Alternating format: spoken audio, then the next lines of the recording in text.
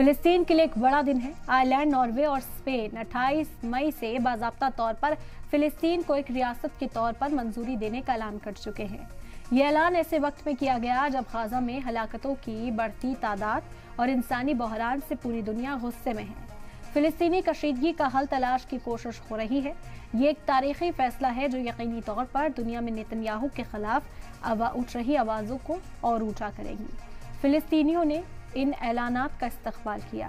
اسے ایسٹ یروشلم، waste bank, Gaza پٹی اور ان سبھی علاقوں میں ایک امید کے طور پر بھی دیکھا جا رہا ہے جو 1967 سے اسرائیل کے قبضے میں تھے۔ اسپین اور آئرلینڈ نے واضح کیا ہے کہ ان کا فیصلہ نہ تو اسرائیل کے خلاف تھا اور نہ ہی یہ حماس کی حمایت میں ہے، بلکہ یہ فیصلہ امن کی حمایت میں تھا۔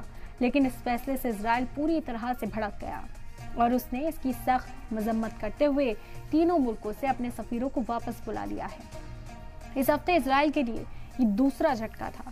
ایک تو انٹرنیشنل کرمنل کورٹ کے چیف پروسیکیوٹر کی طرف سے نیتن یاہو اور اسرائیلی وزیر دفاع کے خلاف گرفتاری کا وارنٹ جاری کرنے کی مانگ کی، جسے اسرائیل نے سختی سے نکار دیا۔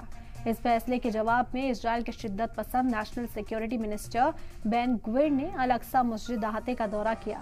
واضح ہو کہ الاقصی مسجد یروشلم میں ایک فلیش پوائنٹ ہے جو مسلمانوں اور یہودیوں دونوں کے لیے ایک مقدس مقام ہے۔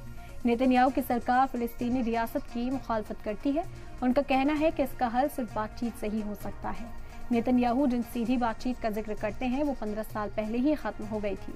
ناروے، اسپین اور آئرلینڈ جن کا اسرائیل اور فلسطین دونوں کے ساتھ دوستانہ رویے کا ریکارڈ ہے، 28 مئی کو فلسطینی ریاست کو منظوری دے گا۔ حالانکہ یہ حیران کرنے والی بات نہیں ہے کیونکہ وہ لمبے وقت سے فلسطینی ریاست کی وکالت کر رہے ہیں۔